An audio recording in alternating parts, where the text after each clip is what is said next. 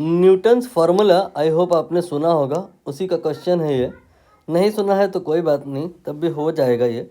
Radius of curvature बोला गया है, कॉन्वेक्स मिरर है उसकी एक्स है।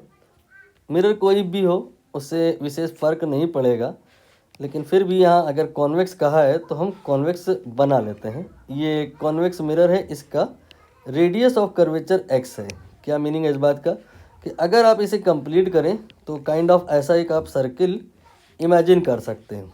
ठीक है, उस सर्किल का सेंटर होगा, ये सर्किल का मान लेते हैं यहाँ कहीं सेंटर होगा, इस जगह पे कहीं पे, तो उसे सी लिखा जाएगा।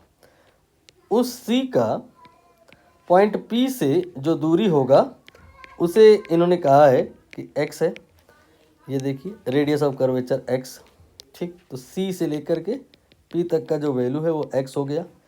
सी और पी का जो मिड पॉइंट होता है उसे एफ कहा जाता है, वो फोकल लेंथ होता है।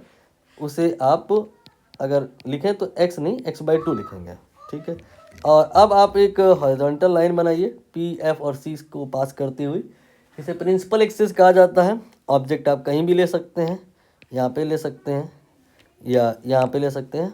आगे रीड करना होगा, distance of an object from the mirror is why.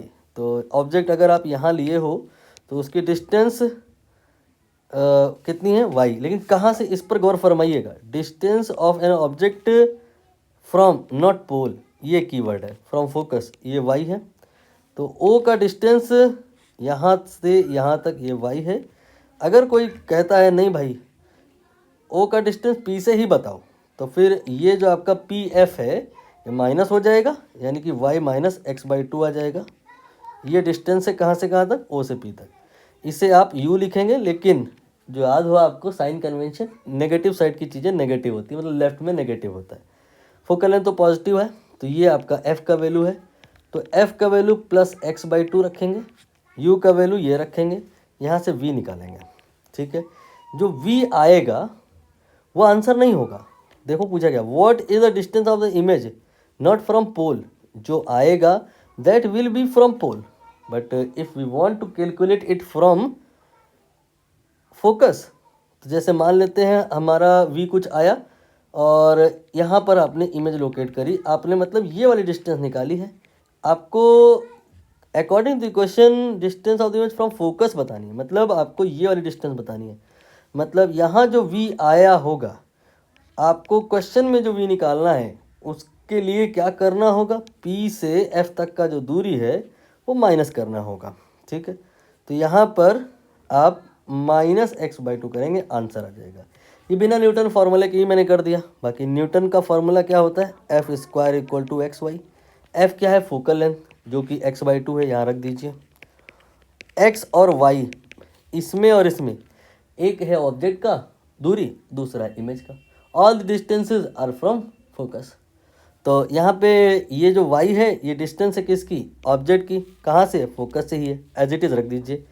यहाँ पर आप y रख दीजिए। अगर x y को लेके कन्फ्यूज़न हो रहा है, किताबों में यही लिखा रहता है, तो आप ये ऐसा ना याद करो, f² = I × O याद कर लो। न्यूटन फार्मूला बोले तो f² = xy नहीं है, f² = I × O हो गया। I मतलब ऑब्जेक्ट का दूरी, सॉरी इमेज का, O मतलब ऑब्जेक्ट का। बट ध्यान देना कि सारा जो डिस्टेंसेज है वो फ्रॉम फोकस है। तो एक का वैल्यू यहाँ पर गिवन है, किसका, ऑब्जेक्ट का, y, तो O की जगह y रख दिया, और I ये आपने निकाल लेना है। तो यहाँ से I जो आ जाएगा दैट विल बी x², 2 का स्क्वायर ये 4 हो जाएगा, and then y, x² / 4y, ऐसा जिस ऑप्शन में दिखाई देगा वही सी हो जाएगा, ये वाला।